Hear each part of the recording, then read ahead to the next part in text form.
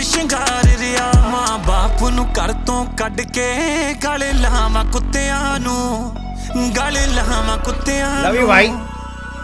नमस्कार अस्सलाम वालेकुम एंड गुड डे। तो आज रिएक्शन करते हैं इंडिया और इंडिया से है पंजाब जिसके हम कलम के फैन हैं, उनकी जो सोचने की क्षमता है, उनका जो सोचने का तरीका है उसके फैन हैं, और साथ साथ उनके सिंगिंग के फैन है। उनका नाम है नवान संधू साहब का गाना है अपॉलजी और ये कल गाना आया बाबा। और तो ऐसा है कि इसमें 95 के ओनली व्यू है, तो मैं थोड़ा सा इसलिए बोल रहा हूँ कि अगर कि इंसान को, हर बंदे को थोड़ा मिर्च मसाला, कोई कंट्रोवर्सी हुई तभी सुनेंगे तो बाबा अगर आपको किसी के हार्डवर्क का श्रेय देना है, उनको अप्रिशिएट करना है, तो उनके थोड़े सी सोच को समझिए, उनकी कलम को समझिए, फिर देखते हैं क्या है। और मैं तो बैठा ना अभी थोड़ी देर पहले थंबनेल को ऑब्जर्व कर रहा था, क्योंकि थंबनेल को इसलिए ऑब्जर्व कर रहा था क्योंकि एक बहुत ही ऐसे देखने में बिल्कुल एक सिंपल सा है, पर उसके जो सिंपल जो पीछे चीजें लगी है ना, that's unique, that's totally different. उसके पीछे आप डेप्थ देखिएगा ना, उस सोच की इस थंबनेल को लगाने के लिए, simple thumbnail for others. But मैं इसमें जो सिख रिलीजन है, उनके माता गुजरी हैं, महाराज रणजीत सिंह जी भी हैं, और बाबा खड़क सिंह जी हैं, और छोटे बच्चे। एनीवे, मैं इसलिए मैंने ऑब्जर्व किया कि मैं सिख धर्म के बारे में बहुत पढ़ता रहता हूँ, हमेशा पढ़ता हूँ कि मैं बहुत रिस्पेक्ट करता हूँ हर रिलीजन की, पर सिख धर्म को एक ऐसा बोलता हूँ कि अपने कंफर्ट जोन से अपने परिवार के लिए लड़ना, अपने धर्म के लिए लड़ना, कोई ना कोई बंदा,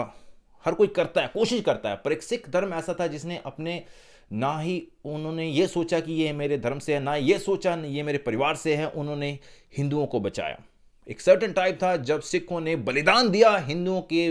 बच्चों, माताओं, बेटियों, उन बूढ़ों को, और मतलब उन बुजुर्गों को बचाने के लिए। ये नहीं सोचा कि हिंदू है। चलो एनीवे,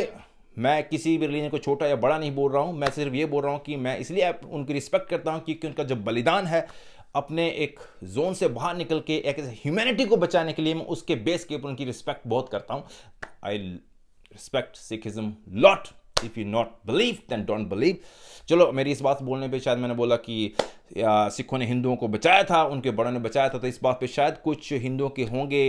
मतलब होते जो मॉनिटर, जाली वाले मॉनिटर, उस बात को बोल देंगे, अरे कमेंट करेंगे नीचे, ऐसा कैसे बोल सकता है बाबा, थोड़ा हिस्ट्री पढ़ लीजिएगा। अगर आपको हिस्ट्री नहीं पढ़ना तो चलो वीडियो देख लीजिएगा किसी न किसी की, उसमें आपको पता लग जाएगा। चलो भाई का देखते हैं यार। Anyway, that's not the topic is unique thumbnail. और अपॉलजी है, तो मेरे दिमाग में गैस है किस लिए अपॉलजी होगी, शायद उनके बलिदानों के लिए अपॉलजी होगी, पर anyway I will not say anything until we don't watch. और this is the least and most what we can do for Navaan भाई। We can watch your song and listen and we can spread love. चलो भाई, देखते हैं भाई का। और ये 95 के है भाई। चलो यार, मेरे को वैसे पंजाबी समझ आती है, बहुत समझ आती है, पर I feel comfortable talking Hindi, so that's why I choose to speak in Hindi. चलो भाई, और कई बार मेरे क्वेश्चन पूछते हैं कि you from India. Yes, I am from India and we are born in, और गैस देता हूँ आपको,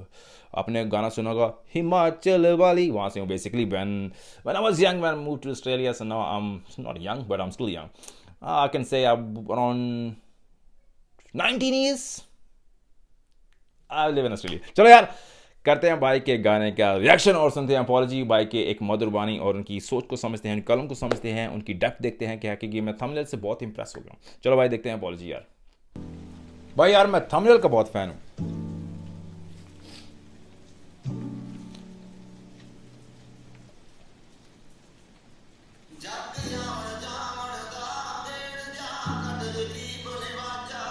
माइक पीछे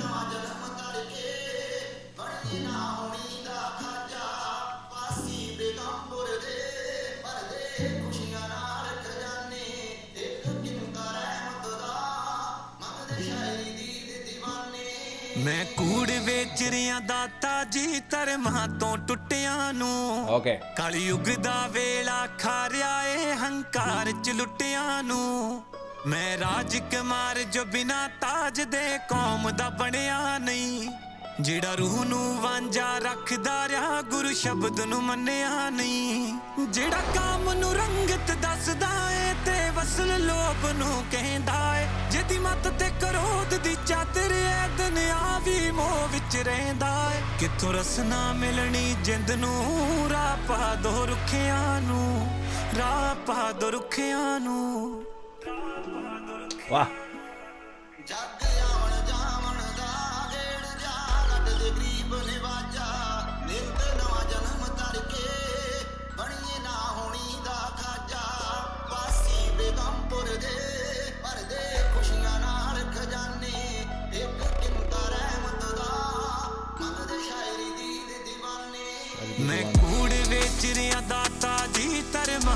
ਟੁੱਟਿਆਂ ਨੂੰ ਕਲਯੁਗ ਦਾ ਵੇਲਾ ਖਾਰਿਆ ਏ ਹੰਕਾਰ ਚ ਲੁੱਟਿਆਂ ਨੂੰ ਮੈਂ ਰਾਜਕੁਮਾਰ ਜੋ ਬਿਨਾ ਤਾਜ ਦੇ ਕੌਮ ਦਾ ਬਣਿਆ ਨਹੀਂ ਜਿਹੜਾ ਰੂਹ ਨੂੰ ਵਾਂਝਾ ਰੱਖਦਾ ਰਿਹਾ ਗੁਰੂ ਸ਼ਬਦ ਨੂੰ ਮੰਨਿਆ ਨਹੀਂ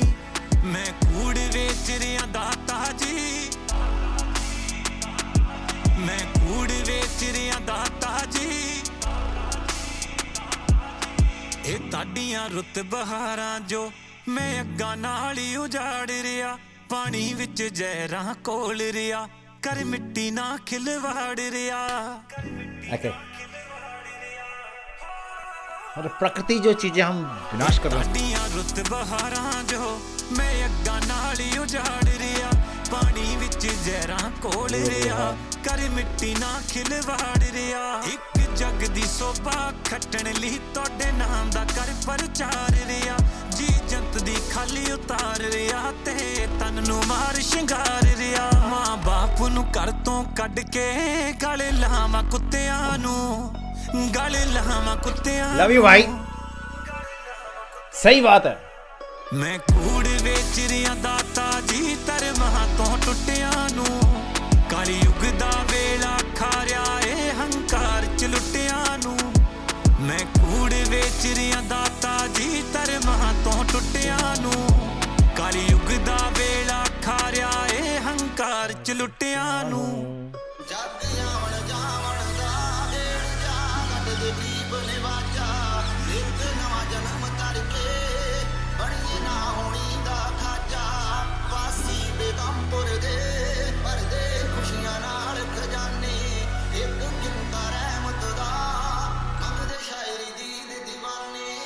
ਮਾਵਾਂ ਨੇ ਗਿਰਵੀ ਕੁੱਖ ਰੱਖਤੀ ਨੋ ਮਹੀਨੇ ਹੱਟੀ ਖੁੱਲਦੀ ਐ ਇਹ ਦੁਨੀਆ ਐਸ਼ ਪਰਸਤ ਹੋਈ ਸਾਕੇ ਕੌਮਾਂ ਦੇ ਭੁੱਲਦੀ ਐ ਭੇਜੋ ਕੋਈ ਸੰਤ ਕਮਾਲ ਕਰੇ ਜਿਹੜਾ ਸੱਚ ਨਾ ਨਦਰ ਨਿਹਾਲ ਕਰੇ ਕੋਈ ਖਾਲਸ ਹੋਏ ਸਰਕਾਰ ਜਿਹੜੀ ਦੋਸ਼ੀ ਨੂੰ ਸਜ਼ਾ ਸਵਾਲ ਕਰੇ ਮੇਰਾ ਦਾ ਮੀਂਹ ਵਰਸਾ ਕੇ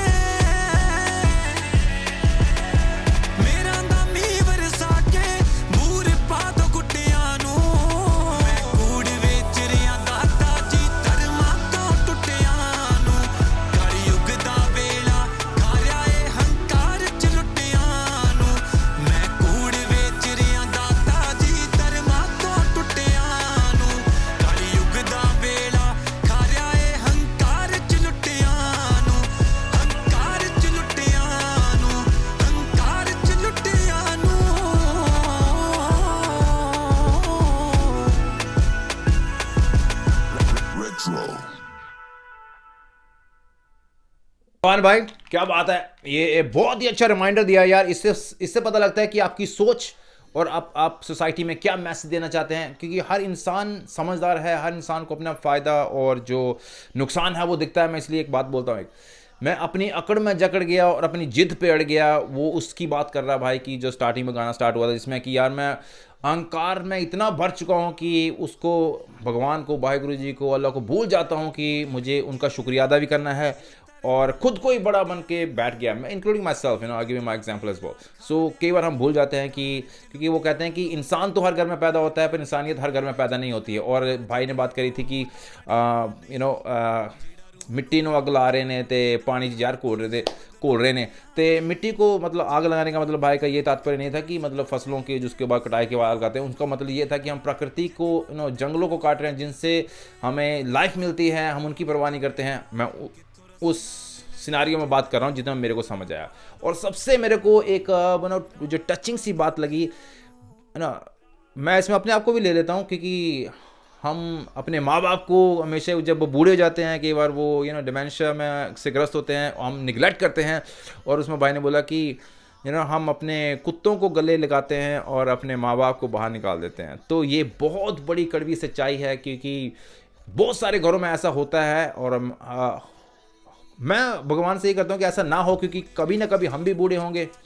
तो जैसा हमने किया है वैसा शायद जो हमारे बच्चे हैं वो भी देख रहे होंगे कि वो भी देखते हैं कि हमारे पेरेंट्स ने अपने पेरेंट्स का कैसा किया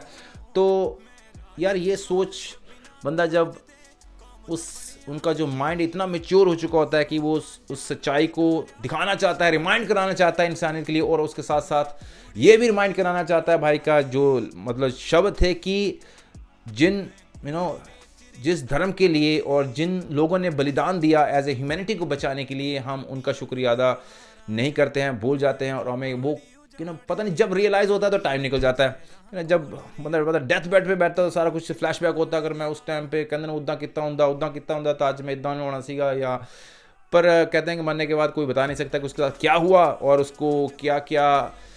मतलब क्या क्या दिखता है आगे जाके, क्या क्या वो बता सकता है, शायद बता नहीं सकता है। तो यार आप बहुत सारे चीज़ें सुनते हैं, पर एक चीज़ को नहीं भूलना चाहिए कि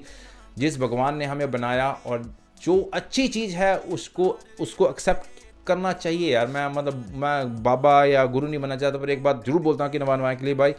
थोड़ा सा ध्यान से अपनी कलम, वी लव यू, बट थोड़ा उस स्टेज पे मत पहुँच जाइएगा कि एक और ऐसा कुछ इंसिडेंट हो कि मतलब बहुत, जैसे हमारे वो है ना एक वो वाले जो अभी बिग बॉस में भी गए थे, जो बैठ के सुनते हैं लोगों की बातें और गालियाँ भी साथ में चली होती हैं, वो उनका रिप्रेजेंट करने क्या मेरे को समझ नहीं आता है। उनका जो एक उनकी सोच है कि क्या है वो, ना ही वो किसी को लेसन दे रहे हैं, ना ही वो कोई ऐसा है कि चलो वो बहुत ज़्यादा डिटेल में हो जाएगा, क्योंकि वो मैं अगर क्रिटिसिज्म करने बैठूँ तो मैं बहुत ज़्यादा पहुँच जाता हूँ, थोड़ा सा I get more naked on that one, so I don't want to be go on the path. चलो छोड़ दो यार उस बात को, क्योंकि अगर बंदों में खुद में दिमाग हो तो वो उन जो फेक वाले रिप्रेजेंटेटिव हैं धर्म के बने हुए अपने आप के, जिसम क्योंकि मैं एक मॉनिटर बोलता हूँ उनको, जो खुद सेल्फ प्रमोटर जो धर्म के बनते हैं, जिन्हें खुद का पता नहीं होता है, back door they doing something, और फ्रंट पे जाके लो जी राम दा नाम लो होते, सब कुछ करो होते, बाद में वही चीज़ किसी को वो नुकसान पहुंचा रहे होते हैं। चलो यार एनीवे उस टॉपिक को छोड़ते पर सब भाई के गाने की बात करते हैं। तो भाई ने यार एक रिमाइंडर दिया है इंसानियत के लिए, अगर आप समझदार हैं, हर बंदा समझदार है, अपनी समझदारी को दिखाइए, इंसानियत को दिखाइए, और यही इसका मेन रीज़न था इस गाने का। और जितना आपका सपोर्ट हो सके नवान भाई के गाने को सपोर्ट कीजिएगा, और stay blessed, stay happy, all see next video, thank you very much and love you भाई।